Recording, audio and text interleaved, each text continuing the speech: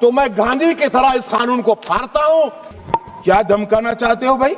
ये अनकॉन्स्टिट्यूशनल है सर। संसद का कानून है, सबको स्वीकार करना पड़ेगा। इस देश में झगड़े पैदा करने का काम बीजेपी करना चाहती है। एक सदस्य ने कह दिया माइनॉरिटी इस कानून को स्वीकार नहीं करेगी। क्या धमकाना चाहते हो भाई? संसद का कानून है, सबको स्वीकार करना पड़ेगा। स्वीकार नहीं करेंगे मतलब क्या है? कैसे बोल सकते हैं कोई हम कानून को स्वीकार नहीं करेंगे? एक कानून भारत सरकार का है, हर एक पर बंधन करता होगा और इसको स्वीकार करना पड़ेगा। मान्यवर, ये हमने तो खैर वक्फ को छेड़खानी नहीं की। वक्फ बोर्ड और वक्फ परिषद के अंदर बदलाव किया है, मगर वक्फ के लिए भी क्या क्या जजमेंट आए।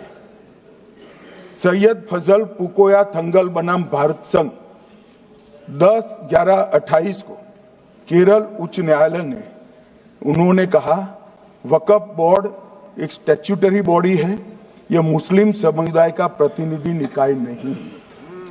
इसका फंक्शनिंग मान्यवर एडमिनिस्ट्रेटिव है।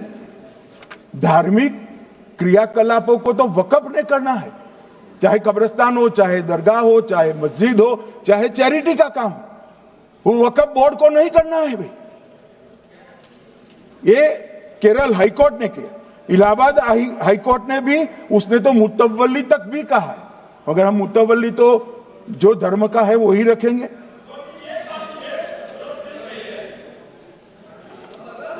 मान्यवर, इन्होंने कहा एक मुतवल्ली के कर्तव्य विशुद्ध रूप से धर्म निरपेक्ष कैरेक्टर है, मगर हम मुतवल्ली को छू नहीं रहे।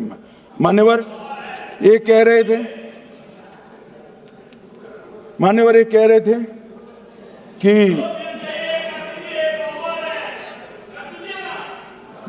मान्यवर ये कह रहे थे कि कोई गड़बड़ियां नहीं हुई।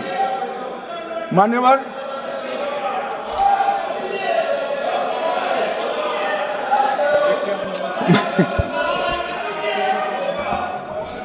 मान्यवर 2013 में अन्यायी कानून आया। भाई करने थोड़ा शांत हो जाइए। ये 26 के कारण डरे हुए और कुछ कारण नहीं। चुनाव जो है ना अक्टूबर में, 25 में जो चुनाव है इसके कारण डरे। मान्यवर भाई बैठ जाओ।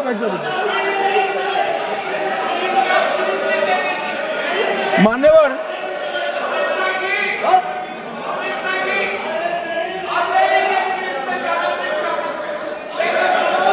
बैठ जाओ। बंगाल में आकर कहूंगा ये राजनीतिक हिसाब किताब का अखाड़ा नहीं है, छाती पर ठोक कर कहूंगा ज्यादा सिखाएंगे।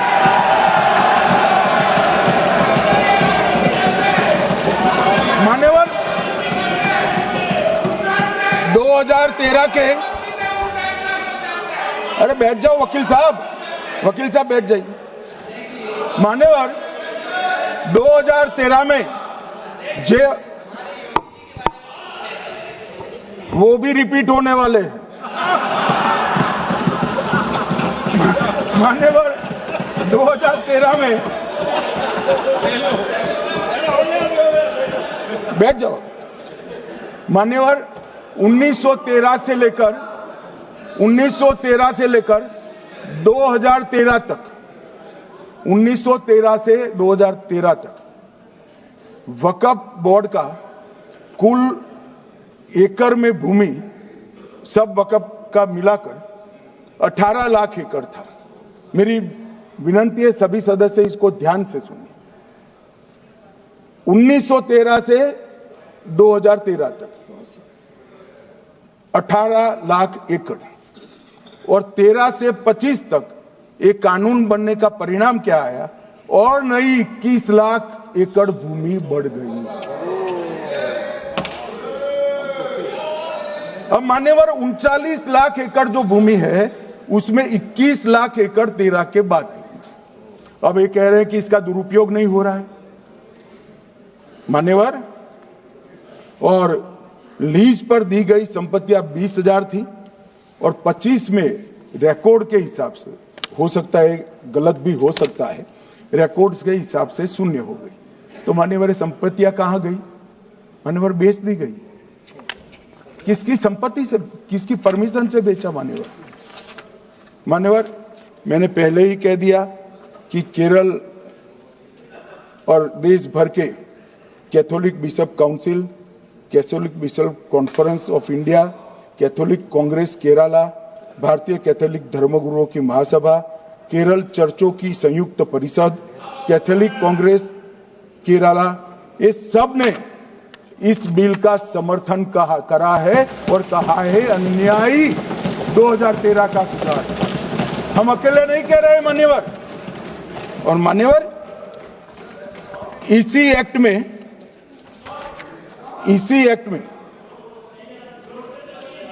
हमने एक बात कही कि जो योगदान था वक्फ बोर्ड का वो 7% से घटाकर 5% कर दिया। मान्यवर, अब ये जो कह रहे हैं ये मुसलमान भाइयों के हित में कह रहे हैं, जिसका विरोध कर रहे हैं, या अहित में? अगर 7 से 5% हमने कम किया तो ये कहां जाएगा? वो वक्फ में रहेगा। वक्फ बोर्ड का कम किया है। जो मस्जिद चल रही है उसको हमने 2% बढ़ाया है। ये उल्टा समझ रहे हैं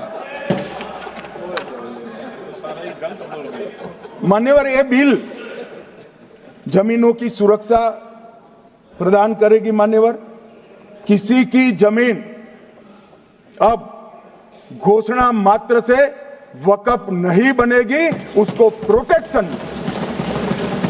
मान्यवर, पुरातत्व विभाग और एएसआई की कोई परिवार की यहां चलती नहीं है। ये तो जनता के नुमाइंदे हैं, किसी की कृपा से नहीं आए हैं। मान्यवर, वो जो दिल में है, जो जनता की आवाज है, वो रखेंगे। मान्यवर, एक सदस्य द्वारा कहा गया कि ये मिसलीडिंग है कि पुराने कानून में 2013 के जो अमेंडमेंट्स थे उसमें अपील का प्रोविजन था। अब मैं कहना चाहता हूं 83(9) उसमें अधिकरण द्वारा किए गए किसी भी विनिश्चय का आदेश विरुद्ध, चाहे वो अंतरिम हो या फाइनल, इस पर अपील नहीं हो सकती। इसका मतलब अपील का प्रोविजन आपने रखा ही नहीं था। सिविल न्यायालय, राजस्व कोर्ट और अन्य प्राधिकरण उसके अधिकार क्षेत्र पर भी प्रतिबंध लगा दिएगा। और सरकारी अधिसूचना जो बाद में वक्फ बोर्ड और वक्फ परिषद के एडवाइस से होगी, इसको भी कोई चुनौती नहीं दे सकता। मान्यवर, मुझे ये बताओ कि अभी अभी फैशन है संविधान लहराने की। ये संविधान के हिसाब से सरकार का या किसी भी निजी संस्था का कोई भी फैसला मान्यवर कायदे की कोर्ट से बाहर कैसे हो सकता है? कोई भी फैसला हो, ये देश की अदालत वो फैसले तक रुचि नहीं रखेगी। नागरिक ग्रीवेंसेस लेकर कहां जाएंगे?